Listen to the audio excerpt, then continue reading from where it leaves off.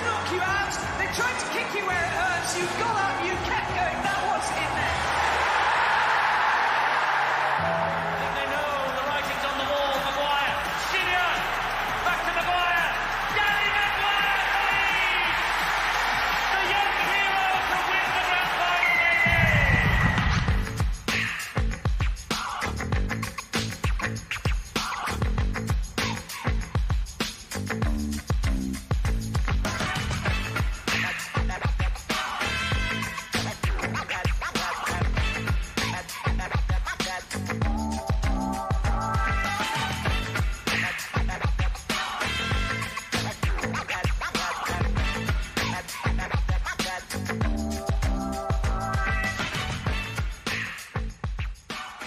Hi everybody, welcome to the Lot Pod, the Leeds Rhinos Lot 17A podcast, kindly sponsored by ACD&B, who are a branding and creative design agency based in Farsley, Leeds.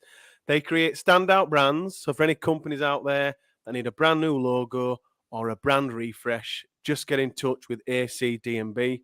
Thank you as always to them for sponsoring us, not just sponsoring us on the podcast, but they've really jumped behind the fanzine as well.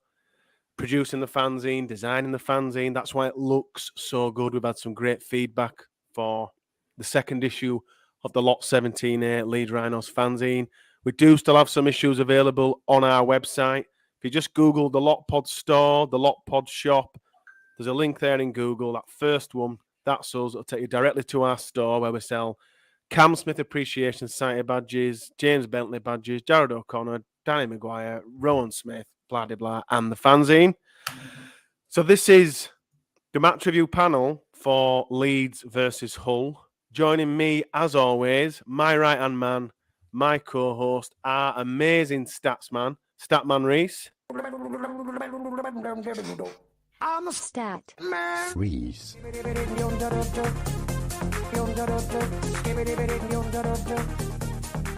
How are you, Reese? I'm very good because we won.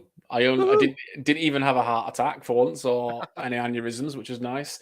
And Leeds United haven't played yet, so they haven't ruined my weekend either. I've got that written down there. At least Leeds United have no chance of ruining our weekend. They might ruin the start of our week, but they cannot. It's physically impossible for them to ruin our weekend. And 3 Rhinos teams and 3 wins. Yes, and I think did the netball side win, or did they get beat? It was within a point, I believe, and I'm not sure if they won by a point or lost. I think they lost by a point, 53-52. Yes. Looked like a good crowd at the arena. Trying to find it. Yes, they lost by a point, unfortunately. All right. So we have some exciting Lot Pod news. We have a newbie joining us. She's making her debut on the Lot Pod. We'll introduce her now. It is Bex. Welcome to the podcast, Bex. Thank you very much. Really glad to be here, actually. It's really good.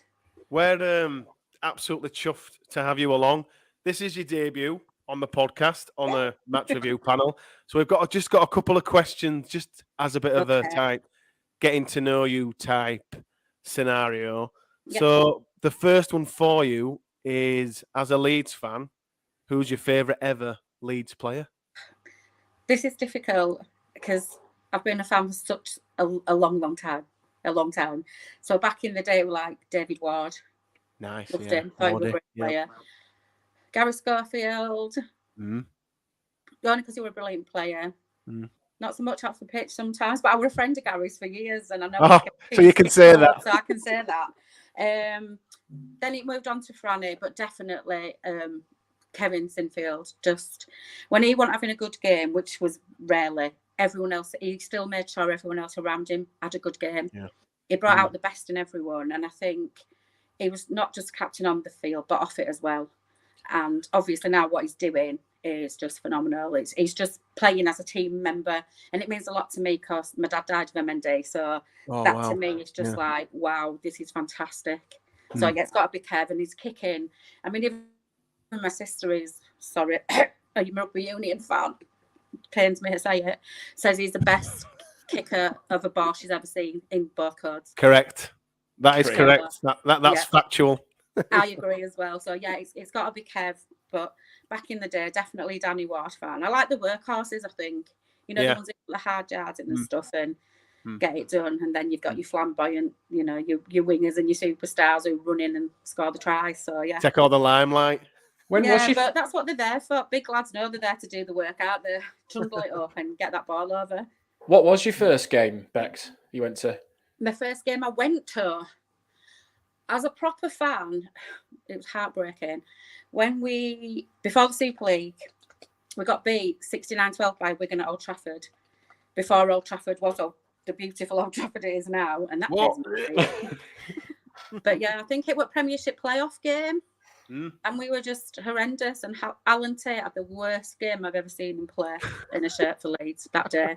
I was gutted, absolutely gutted. So that's my first game that I just remember feeling that way, feeling heartbroken that we got beat like that. And Martin of Fire was just making us look stupid, and he did that on more than one occasion, Bex. He made us look amateur on more than one occasion. So that's your first game. That's your favourite Leeds players. Yep. What about your best grand final win? In recent memory, we've been really lucky. We've seen lots and lots of silverware, but which of the grand final wins was your favourite, Bex? I've got two that are on a par. 2011, obviously at Rob Borough Show. I've never seen anybody play like that. Best individual try ever in history of the league, in Super League era. And then 2015, because I was there at the first one when Wigan beat us, so to win that in 2015, crying for a different reason that day. I cry, win, lose or draw at finals. I'm ridiculous. Me too. And then, what's your favourite ever Leeds shirt? Have you got a favourite jersey? The 1999 home shirt. I think just the image of Barry McDermott powering over and scoring that try, and then Yestin from 90 metres, he tells us. Face, and it's just that shirt. I don't normally buy shirts. I'm really superstitious, and the first shirt I ever bought, we got hammered in the first game. Never bought one since.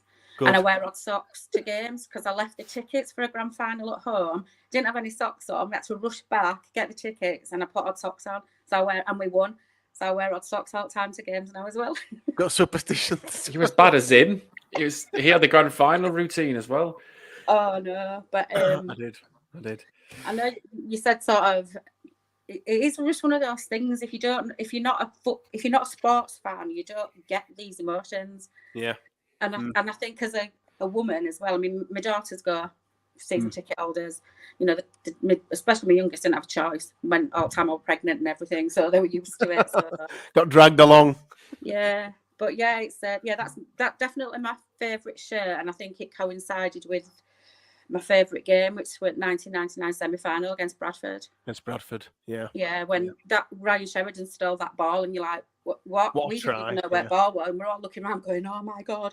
And Danny Peacock just didn't know what I did to him, did he? We laid on flogging, where's the ball gone? So to me, that game, I think to me, and Graham Murray, I loved Graham Murray. Yeah, we loved Muzza. Yeah. Yeah, so that was my favourite sort of semi-final. It was just amazing. Well, welcome along. Yeah, Thank very, you. very welcome. Glad to be here, actually. We're very, very happy to have you. So this is the match review panel for, as we said earlier, Leeds versus Hull. And here is how it sounded. Austin takes on the line. Can he get through? He's got the pass away. And the Riders are in the corner. Austin gets the pass away to Newman. Out it goes. Chance for Nene McDonald to streak away down that right-hand side. He puts a kick back on the inside. Hanley's there. Oh, what a move from Leeds. Meters out. Cameron Smith finds Holroyd down the middle. Holroyd's broken clear. Can he reach the line?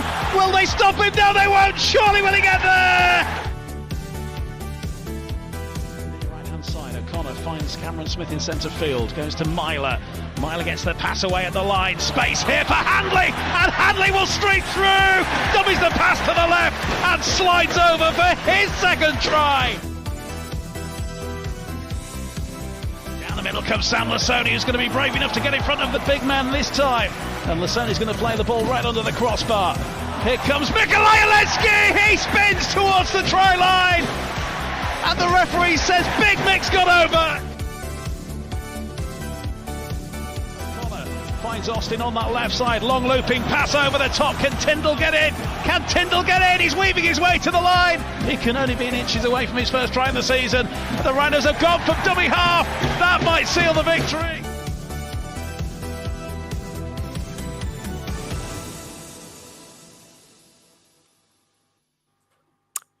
Reese, quite the skill you've got here with these intros, eh? Well, I took inspiration on this one for the amount of mullets that were on the pitch on Friday.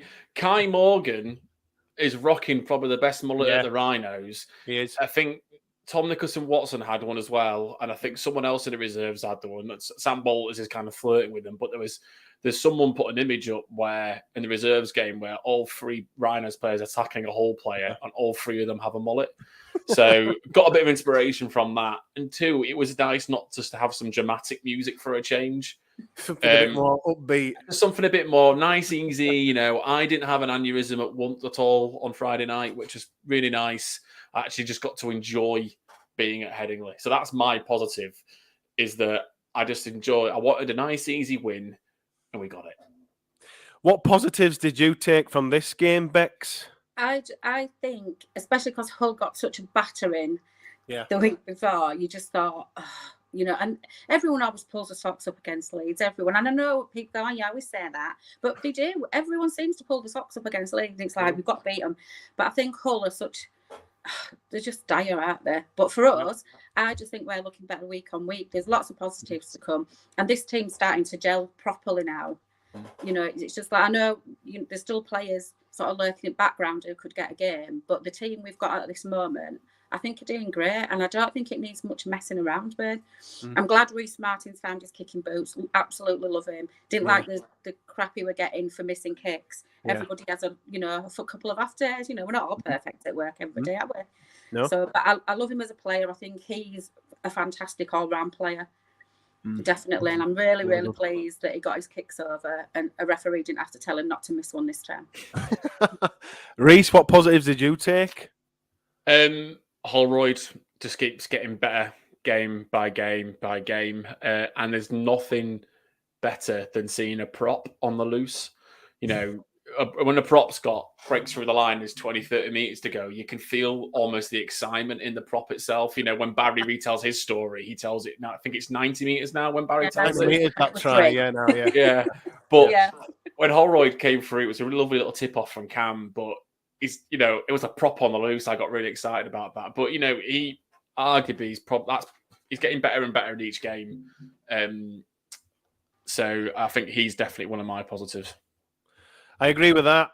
And I think Tom, at the moment, is carrying that pack. We kind of mentioned last year how, I know it's early days and Leska's only just come back, but I think Holroyd is the one leading everything in terms of aggression, defence, leading the whole front line. And that try, it's like Reece says there, it's almost as if when he receives the ball, I think he's about 35, 40 metres out, and then he breaks the line, and then it's almost like it's like it happens in stages whenever, particularly when Reece says when a front rower breaks the line and there's a chant. It's like the crowd go on, and then another 10 metres, go on, and they get louder and louder. And then I think it was just the fullback that were with him, and he just took the fullback with him across the line to score with his momentum. I mean, there's no way Holroyd is passing in that moment, or any prop, in fact, is passing. And no one's stopping him either. Other Becks, once he was off. When props get going, they're like, "Oh my God, what do I do?" And he just didn't do that. He just kept running, because sometimes they're like, "I'm a big lad, I'm a prop, I'm not supposed to do this." But just put your foot on gas and just don't care. Just back yourself and just be blinkered and just go. And that's what he did. I think Reece is right. He's a massive talent. And I think the team's only going to get better with the lads, with the big lads we've got as well. It's just going to build and build and build. So I think if you've got your Holroyd, you've got Sam Lisoni, and who I think is really, really good. I think we're building to something. And I mean, we got to the grand final last year. How we were. I mean, who saw that come in? I think we've got better odds at doing it this year than we did last. Yeah, Yeah, definitely. no one saw it coming. coming, Bex. No one saw it coming, Bex, apart from the delusional one in that corner Yeah. over there. I'm one of these They people that called go me into- delusional, Bex, and yet we made it. Honestly, I go into every game thinking we're going to win. Every single game. I am that person. We are going to win this. We are going to win. And people think I'm mental. You know, oh, you're going up against these. You're not going to win. Yeah, we are. What's the point of being a fan if I'm not going to have a positive attitude and say we are going to win? And last year, we went to Old Trafford and it was just like, yes, this is fantastic. Exactly. Someone that Bex touched on there, Reese, Lissoni. I thought he played a bit like a wrecking ball on Friday. Oh, it was his best shirt. I wanted to include that bit of commentary from James Dayton in the mixtape because it was the "who's going to try stop him now" comment, which I think summed up the Sony's game perfectly. You know, that's 2 games in a row now on his first carry. He's put someone on the arse. Yeah. As well. He Yeah. put Danny Houghton. I think he put Danny Houghton on his ass twice, actually. And to be fair to Danny, he kept going back in. That's also Danny Houghton. Just let him retire. I know. Yeah. The bloke's 63. Just let him Why? go now. He's Just go now. 63-year-old, and they keep rolling him out. It's awful. Yeah, no. I mean, Sam had a great game. Start thinking of his welfare now. It's becoming neglect, rolling him out. But so you think Sam would have topped the meter marks for props, but he didn't. Holroyd did, yeah. Wow. Yeah. Holroyd was 114. Sangare had 90 and Lissone had 84. Wow. So, but I thought Lissone arguably had his best game as a Rhino. No, I think it was. I think that was his best game in a Leeds shirt, and kind of similar to what Fussy 2 were doing prior to his unfortunate injury, getting better and better and better week on week. And to be honest, I think he's improved since Duncan called him out on the Castleford review. Ever since Duncan said it is terrible, it happens, Duncan. It happens to the best of us. Ever since Duncan said this guy's terrible and he's dropping and playing for Bradford, he's just got better and better and better. Do you think he's going to continue? Bex, do you expect that kind of impact from Lissoni week on week now? I think attacking players are going to wince before they've even got to him. You know, he's going to be going at him and they're going to be like, oh my God. I just think he will. I think confidence building as well. It's all right, people sitting and slating him. And yeah, we're fans. We all do it. You crap, get on bench or even go playing reserves, whatever. We all do it. It's called being a fan and, you know, it's just what we do. But I think he will take a lot from that game because he were brilliant in that game. Absolutely brilliant. And I like they've got a really good team ethic again of Leeds. I think that's one thing they've always kind of had. You know, I don't think they had it as much with Richard Agar, if I'm being honest. I think he lost the dressing room long before he left. Yeah. But I think now they're just getting to be, they're liking each other, they're playing for each other, and they're playing for the coach. And I think that game for Sam were fab. And I think Rowan's sort of belief in him has got to give him that, you know, that strength to think, this is it, this is me. I felt we came alive or played better when Caesar went off with his HIA Reese. We shuffled Hanley to fullback and Myler to halfback. It seemed to be that it was only when Hanley dropped in at fullback that he came into the game and ended up scoring 2 tries. Yeah, it was a strange one, that, because I mean, even then in the second half, McDonnell went to centre as well. So we had Corey Johnson. I think, do we have him? No, we had him at hooker, and then I think Jared. We had the lineup in the second half completely confused me. I can't. It just went all over. Yeah. Which might suggest why we conceded a couple of tries, which I wasn't happy with, to be honest. But no, when Caesar went off, I think we did kind of look a bit better. And I don't know if that's because Blake got a bit more control, or Blake took a bit more control on it. I'm not quite sure, but.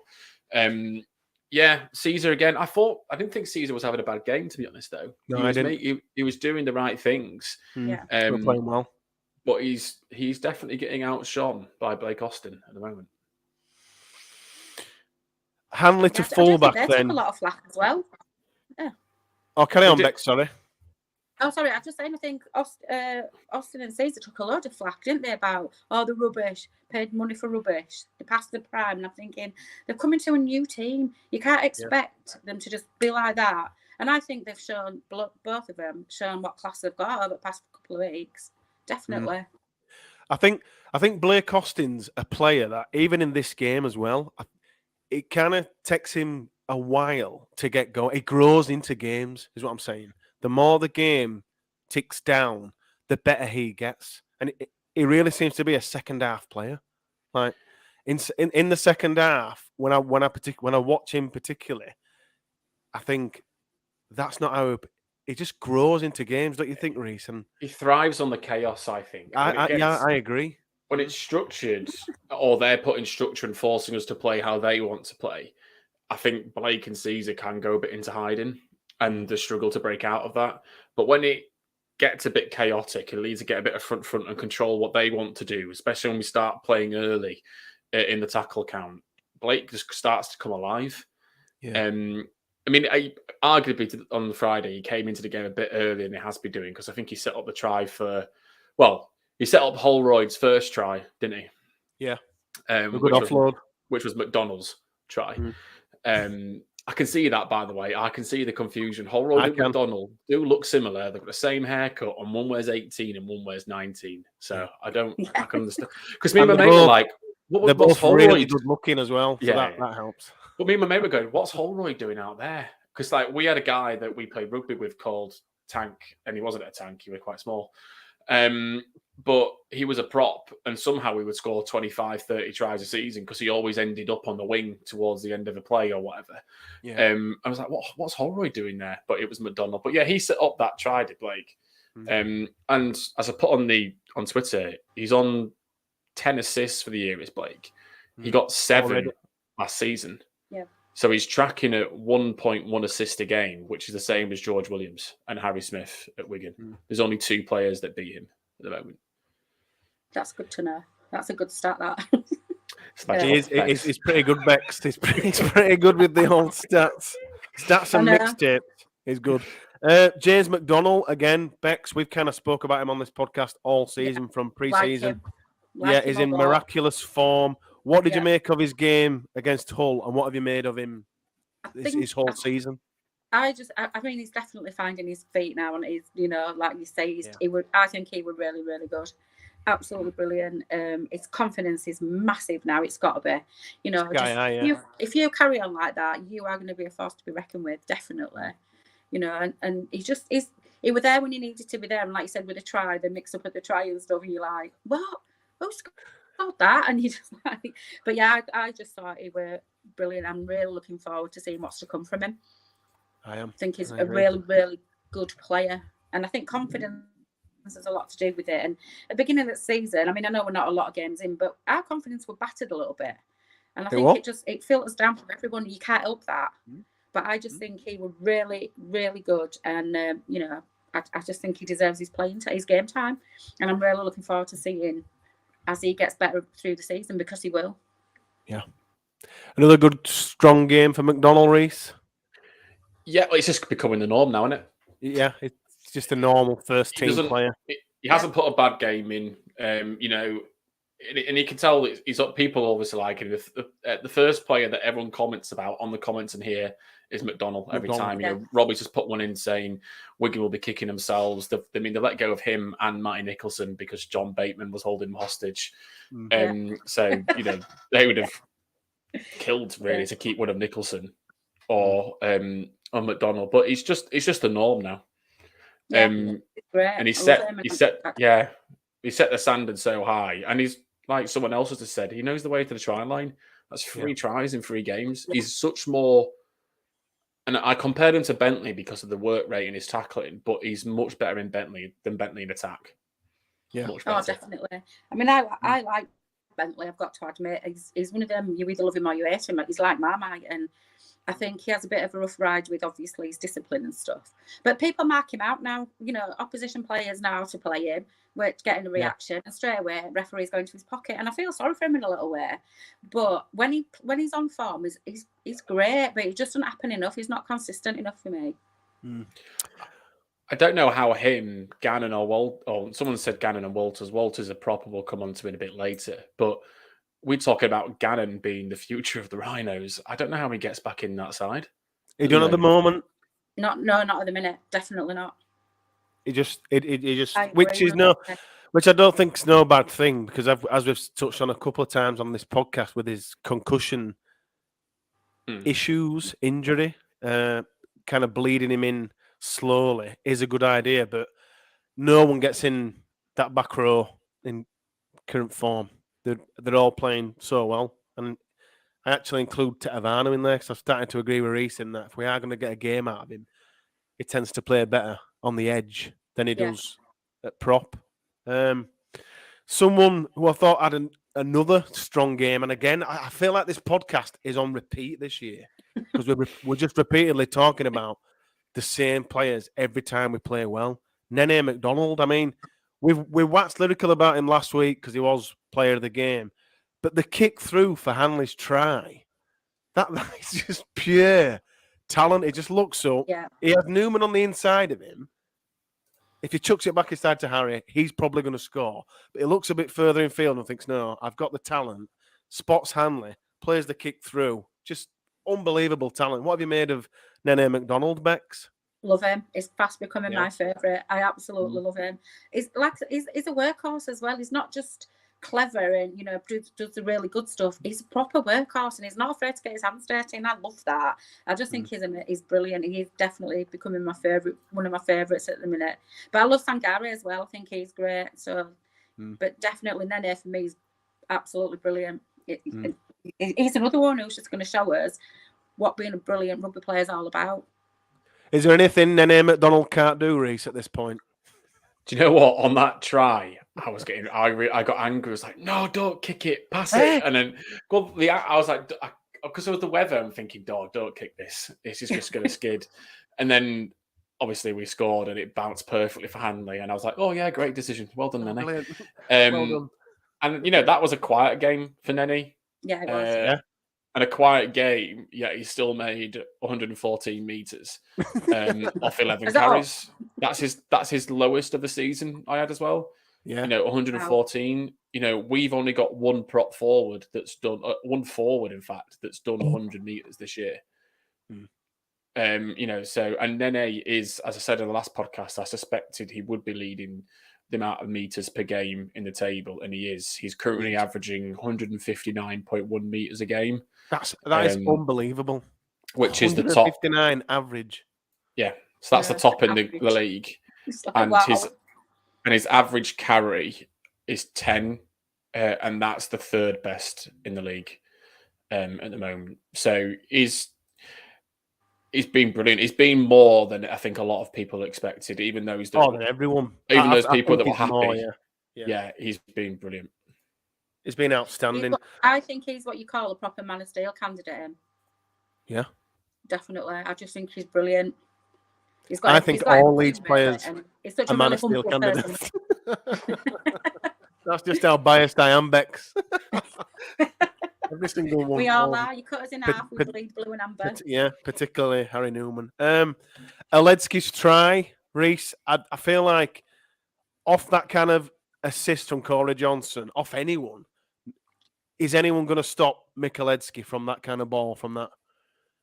No. From that far out? I don't think any team on the planet could stop. Not when you do that spin and move as well. No.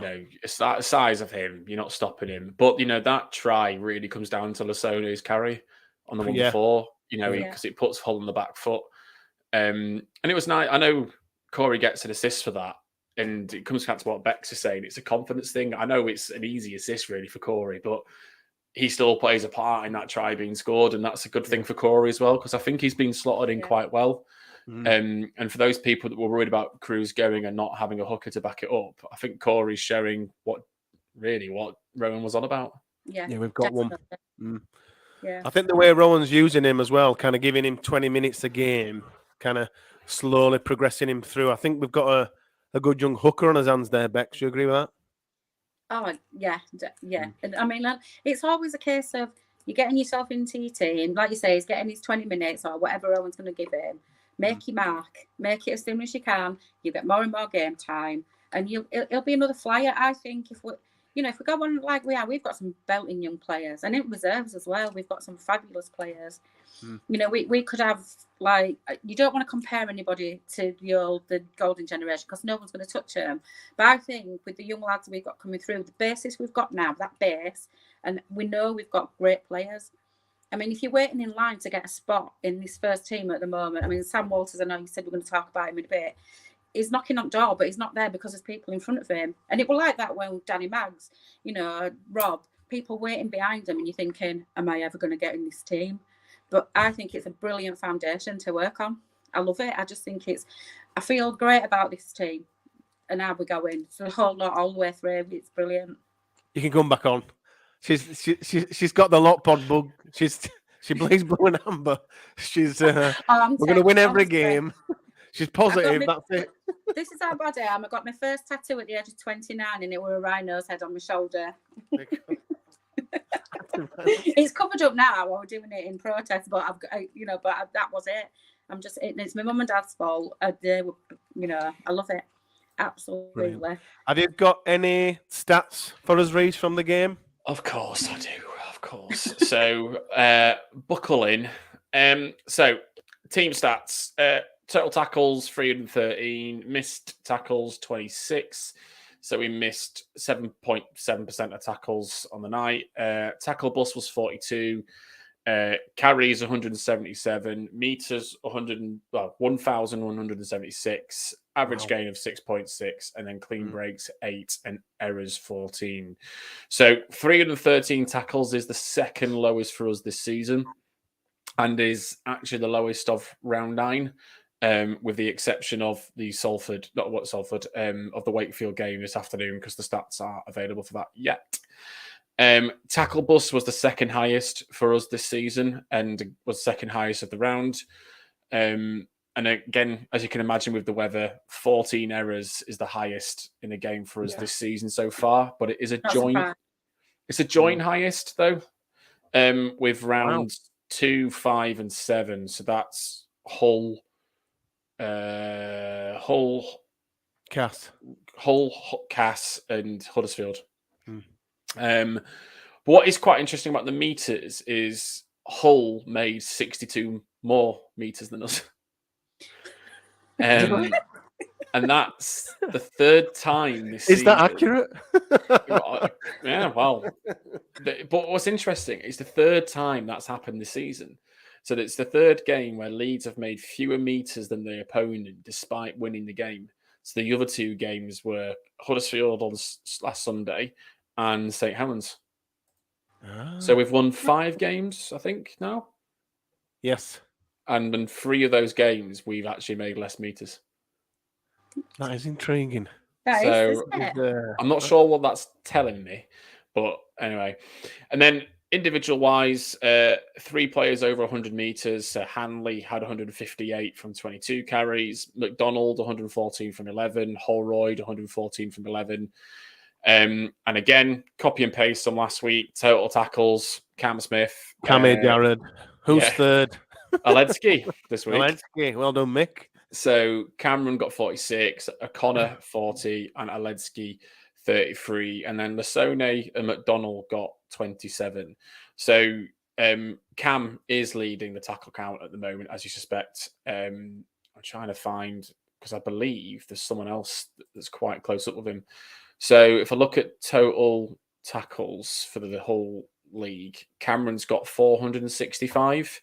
So he's first. And then Jared is in 5th with 380.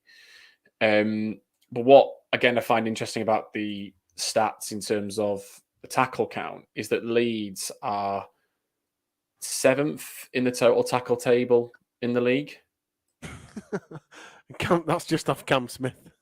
So it's quite interesting that we're not quite, we're just, it just shows how much Cam is doing of the tackling. Exactly. Yeah. And then tackle bus, only 4 people didn't get a tackle bus for Leeds on Friday. So Hanley had 8, Holroyd 6, Lasone 5, and Martin 4. So just picking up on Holroyd, 114 is the most meters by any Leeds prop this season. So beating Ivano from the other week. And his average gain of 10.4 is also the second highest in the squad this year, of the props, I think, as well this year. He's on fire. 6 tackle bus is the highest for any Leeds player this season in a game. and is also the highest for any. So therefore, so 6 tackle plus is his highest, then it's also the highest of any Leeds prop as well. So that I think that just shows how good Holroyd was. It's been awesome. Yeah, he has been awesome. Definitely, that is the word. It really Absolutely. has. It's great watching him. It is, especially with him coming back from his injuries and then his ban, and then we at the start of the year, myself, Reece, and others on this podcast said it's such a big year for him to kind of come out, get in the side, and show us what he's made of. Definitely. And I think similar to what we kind of said with McDonald in that no one really expected this, or what Reece said about Nene McDonald, no one really expected it from him either. I don't think any of us can stand here and say we expected Tom to be this good, because he's just been incredible. And if he continues this form leading our pack, it's going to be even better when Mick gets up to speed, because he's coming back from injury. Yeah. We'll have them both firing all the way to the grand final. Yeah. Everyone agrees. I agree. I'm a little bit more skeptical than you two, but I'm just gonna let you roll with it. Because everyone says you've got no chance. You're not even going to get in top 6, and I get really irritated by it all the time. It's just like, can't stand Phil Clark anyway. I can tolerate John Wilkin just because he's nice to look at. Only because he's nice to look at. No, but I just think that it's all right having ex-players on.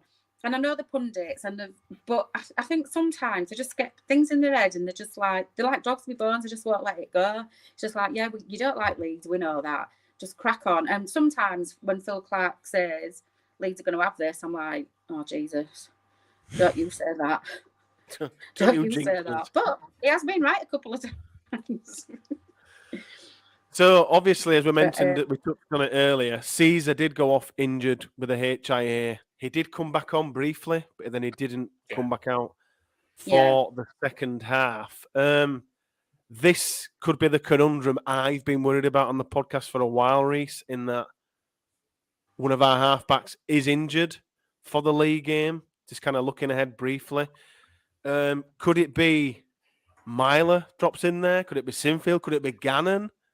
Who are you expecting to partner Blake? Gannon can't come back. No. He did.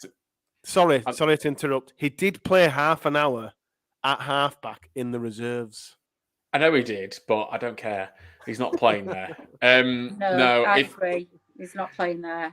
Not this week, and not against Lee, who were on form, after what they've done. It's just like to Wakefield, which, let's be honest, not majorly fantastic, is it? Because Wakefield are absolutely crap this season so far. Yes. And it pains me, because I don't mind watching Wakefield when Leeds aren't playing. I'll watch Wakey, but it's just because I live near there.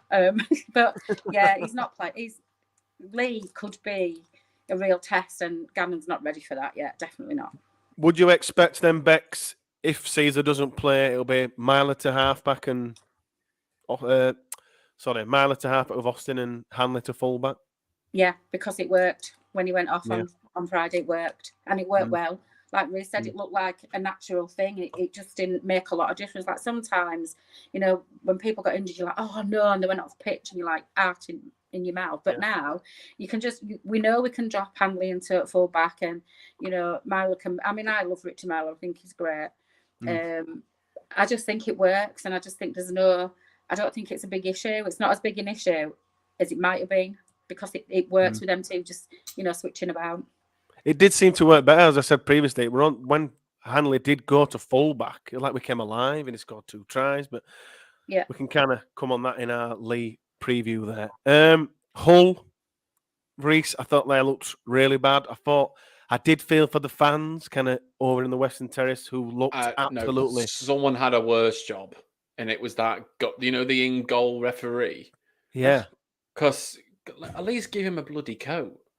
Poor guy was stood there, like in the goal line. You think he ventured out like 15, 20 meters just to warm up properly. But in his shorts and his t-shirt, getting absolutely soaked. He had a head like yours in terms of being bald as well, Eddie. So he must have been freezing, bless him. They did a hat as well. Poor guy. So yeah, at least the Hull fans. I saw one Hull fan. His brolly must have broken. He was waving it around in the North Stand. But I mean, fair play to Hull. I wasn't expecting any of them to turn up at all. I know, That weather was atrocious, and Laurie was in there, wasn't he? And he sent us a text halfway through saying he was wetter than an otter's pocket. But yeah, they were poor. I think Andrew just put in the comments. Litton had a good game, and I think he did. To be fair, he was the only real shining star for them. Other than that, they were awful.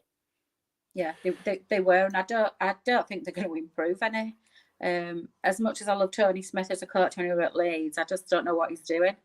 They don't seem to have settled. They don't seem to be liking him. I don't know what it is. The club is rotten inside from the core. If Tony Smith, as we said before, if Tony Smith can't turn that round, there's something seriously wrong in that club. Yeah. And I think sometimes in clubs, I mean, it hasn't happened for a long, long time. The players seem to think that they're in charge. We're not playing for you. We don't like you. You know, wait a minute. You don't get to say that. If you don't want to play at this club for this coach, you go somewhere else. But I just think I don't know. I loved Tony Smith. I really did. Yeah. I still do actually. But I just don't know what's happened. I feel for him. And like you say, you feel for the fans. You know, and like I say, I don't feel that bad. There's nothing worse than West Terrace. Well, I'll take that back. Because, that's my favourite bit about that away stand is that I don't really like. In the pub, I like any away fan, but during the game, I don't care. So when it rains and we all start moaning about it, I don't mind. I think it's sad in a way because you know, the whole teams of the past have been a force to be reckoned with, and it's just like you're just watching them going, "What are you doing?" You know, stick our little Sunday League lads out there. You do a bit more passion in them. Yeah, run for that. We know where line is. Let's go. I did feel for them watching that squad because kind of like as always, I look at our team when it's released, and then I look at the opposition, and I just thought that is one of the worst Hull sides I've seen in McNamara and Lovadua a real long time. It just I don't know. I don't pay that much attention to opposition teams and their squad. Not loads of attention, but I kind of looked at it and I thought I just got the feeling that that's the same Hull side for years. All I could that's just my knowledge. But all I could take away from that is in terms of the new signings or whatever was Dwyer and Sutcliffe, who obviously came from us. And I'm looking, I'm thinking, has that been the same Hull team for 15 years? Because I can't think of any. You know, because usually, as I always say, if a club sign a player, I always my first thought is, would I like it if Leeds signed that player? And clearly, that's not happened in Hull for quite some time because I cannot remember one player that I've thought, oh, I'd loved it if we'd have signed him or signed. But I felt. Go on, Reese. Hull are conceding more points at the moment than Wakefield. That is an astounding stat. They're conceding 33 points a game at the moment. Hull. Bex, you spoke about like teams down in tools. They must have down tools to concede 33 points a game. I think they are. You can't even see a spark in their eye, and you know. And when you see players like Liam Sutcliffe and Brad Dwyer, who were really good for us, you know, you're thinking even there, it's like, oh, we're here again. And it's like, why am I working when no one else is working? And not just them two, it's other players. You know, and you know, some of them, you do think they've just gone out. The mind's totally gone off that game, and they're just going through the motions. They're not thinking about it. They're not putting any passion into it. And the players that are trying to do that can't do it on their own. It's a team of 13 on that pitch. You can't expect 1, 2, or 3 players to make it work because it doesn't work. And I think they're in real big trouble. I really enjoyed Dwyer's passing. Yeah. I mean, Brad Dwyer, squad number 33. I don't ever recall seeing a squad number so high. 33. I think his first 2 passes he put behind someone, didn't he? And they go, that's the Brad Dwyer we know. Bless him. So it was funny coming out after the game and walking past the Hull fans who were just completely drenched and looked really grey and withdrawn. I just thought, wow, it's such a long way home after getting stuff. Yeah, I genuinely felt for him. I saw like a family They were like, obviously, mum and dad, and then like 3 kids. They all looked, eldest looked like 11 and then under.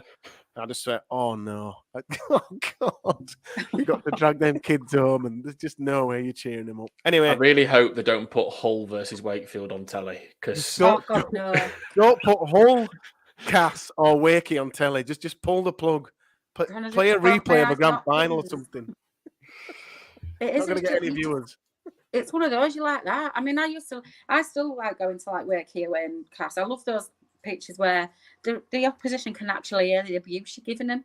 It's just like it's brilliant. But I just think for teams, I mean, Wakefield, they want to hide into nothing with that bloody ground. No, we're doing it up. We're doing this. What can you do there? You can't make it into like a Headingley, can you? You can't do it.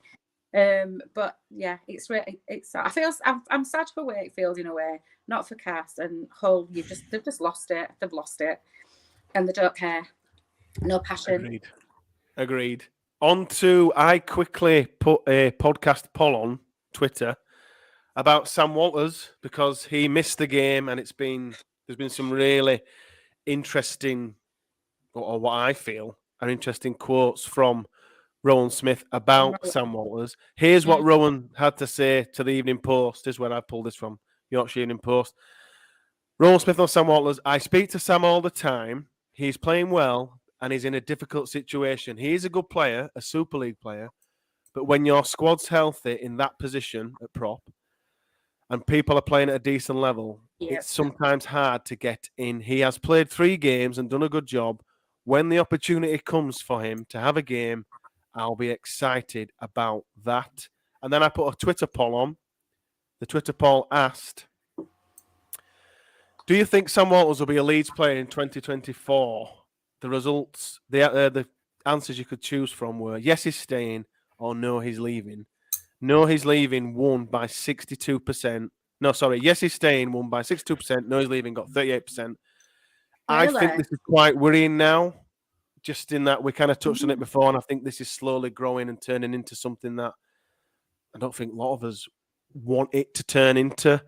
Reece, do you think him playing for Bradford on Monday, playing in the reserves on Friday, Rowan saying there's no space for him currently because everyone's playing so well, do you think where I'm reading, would people read too much into this, or do you think there could be something in that? I think people will read too much into it because they don't want him to go. And I think that's the fear. But I look at the side at the moment, Oledzki and Holroyd will be first names in the team sheet. If Versones improves in the way that he's doing and the impact that he's having when he comes on, or even he started this week, I think there's only one player that Walters can replace at the moment, and that's Sangaré, because I don't think Sangaré's... He played really well in the first 2 or 3, 4 rounds, but he's not been as great or not been as good as he was in the first 4 rounds. So I think we've got the opportunity as well to change it up a bit and give other people opportunity. So I think Sam will need more opportunity because he has to see himself where that game time is going to come. As a player, you want to play. He's 22, 23 now. So he'll be wanting a contract now where he's going to be playing regular rugby. And if he thinks that he's not seeing that here and that's not the future, then he will look elsewhere. But it also comes down to the individual as well. He doesn't strike me as a Cruz Leeming, spitting your dummy out and going down under. I think Sam will work, and we don't know the relationship he has with Rowan. We don't know what conversations have had back doors, but behind the door. Sorry, but I do hope we start to see more of him, because the less he plays, the more people are going to start to worry. How do you see it, Bex? I agree. I mean, it's really difficult. Like I say, when you're knocking on a door behind the players we've got at the moment, and like Reece said about Sangaré, I agree. I like him. I really do like him as a player. He played great first few games, and then he's got a new baby, so he's had all that, and it's just like, is he going to get back into his stride? And if he does, that's Sam pushed back again. And I feel sorry for him, because I think he's a really good player on his day. But like I say, he's 22, and only he can decide whether he's going to stay and fight for his place at the Rhinos. If that's what he really, really wants to do, then stay and do that. prove to Rowan that you deserve the spot. Like you said, don't spit your dummy out and go, well, I'm off. Fight for your players. Show him what you're made of when you're playing these other games. And his time will come. It definitely will. But whether it's at the Rhinos or elsewhere is up to him. But I think he should stay and try knocking on that door to get in there, because I think he'll be a good addition. I agree. Well, I think, like you say, time will tell, and it's up to him and what he does.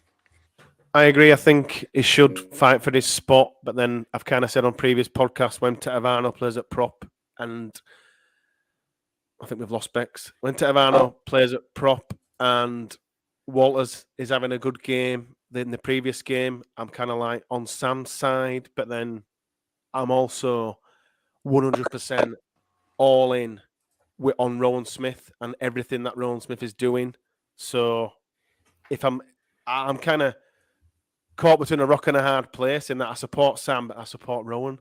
I just hope that it can kind of conclude in Sam signing a 10-year deal with the Rhinos. But it's interesting because Tommy's saying here, like, you know, Rowan must have faith because he picked him in the grand final squad. And I agree with Tommy. But we've got a bigger squad this year, haven't we? Yeah. So I think someone will get injured, and he just needs to take that opportunity. I mean, McDonald's being the prime light of that. Gannon was ahead of him. Gannon gets a concussion. McDonald comes in. We're now saying there's no way Gannon gets in that side.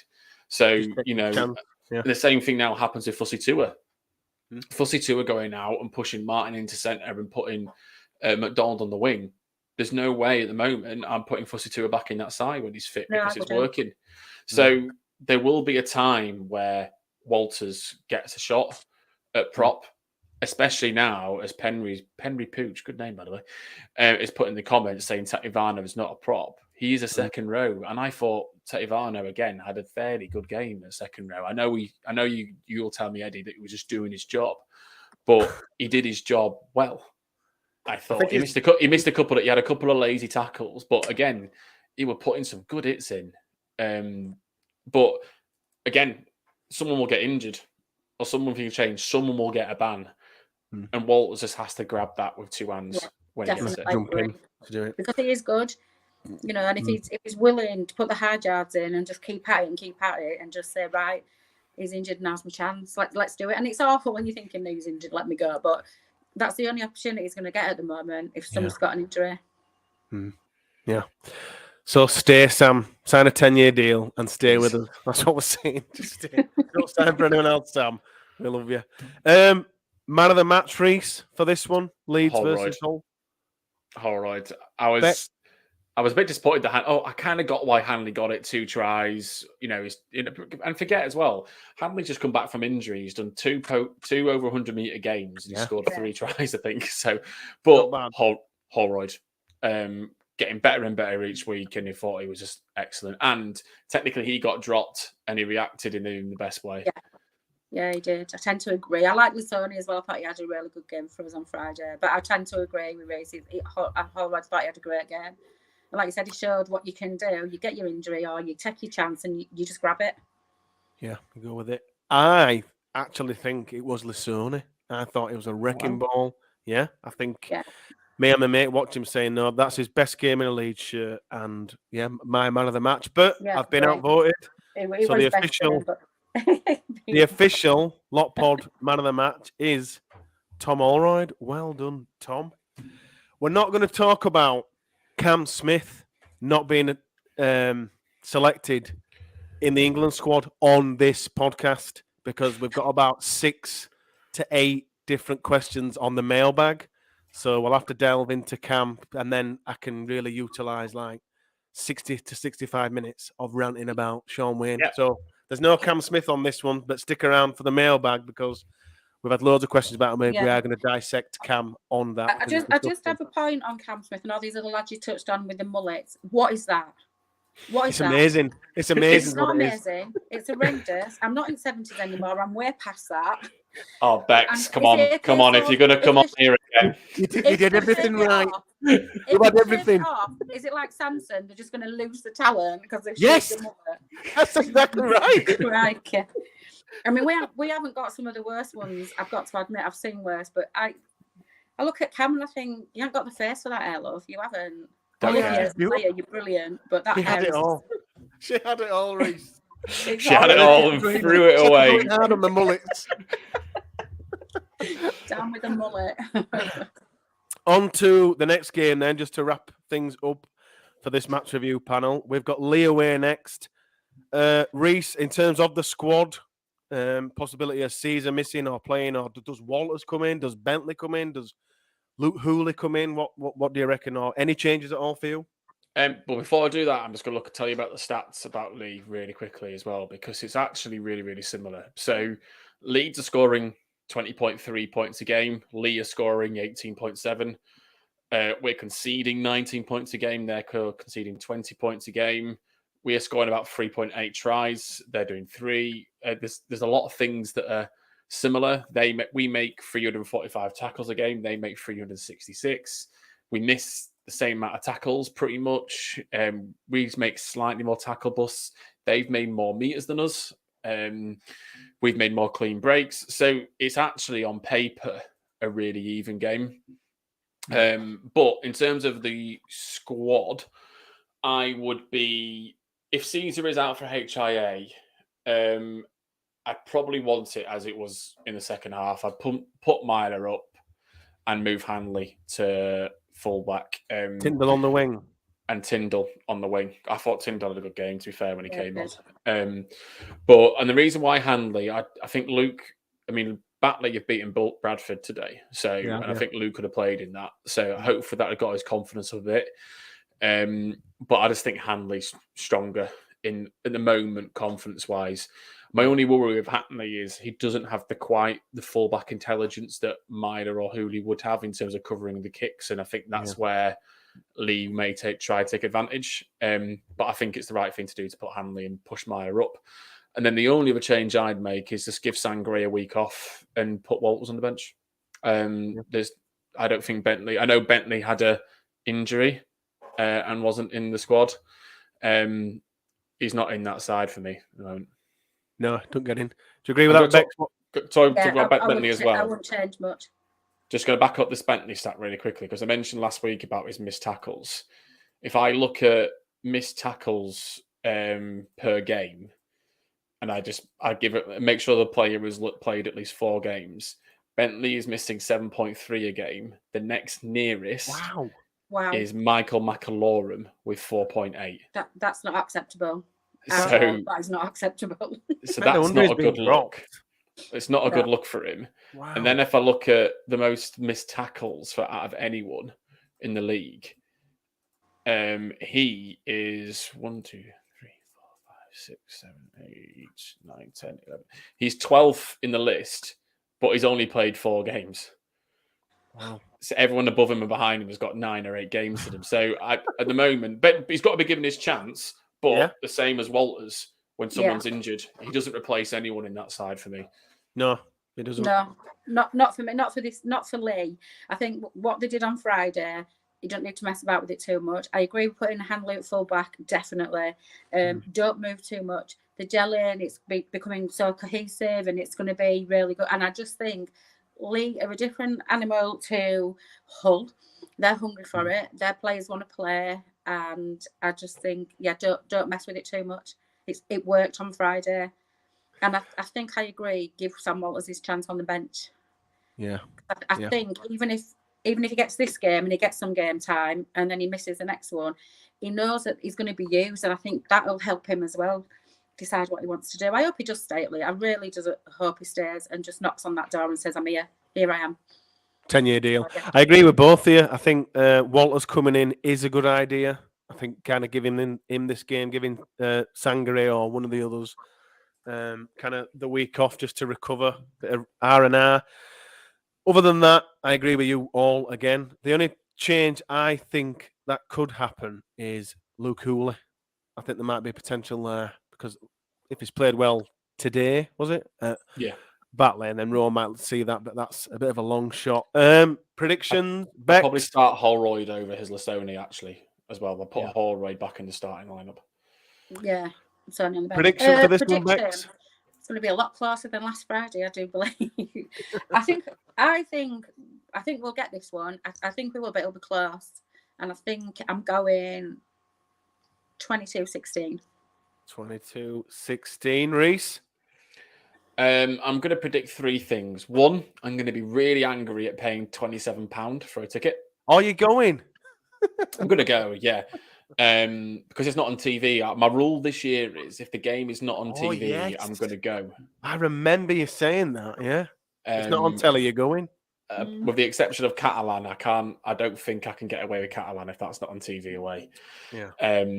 I may not get married in September if I did that. So I'm going to be really annoyed at paying £27. Second thing is, I think Bex has got the score bag on actually, so I'm going to say something different.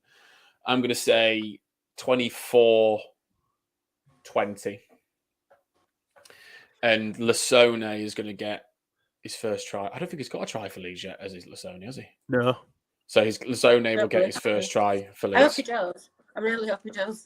I do. Deserves it, especially after his performance on Friday. Leeds are going to win by 30, and I'm going to stick to my guns because I'm just going to keep saying it until it happens. Harry Newman will score a hat-trick. Reese, thank you as always for the stats. Bex, fantastic debut. Thank you as always. Thank you. Really enjoyed that. Oh, I'm glad. Thank you for coming on. Thank you to everybody on the YouTube chat for joining in with us. We love you. And thank you, everybody, for listening. We will be back with the mailbag later in the week. Take care, everybody.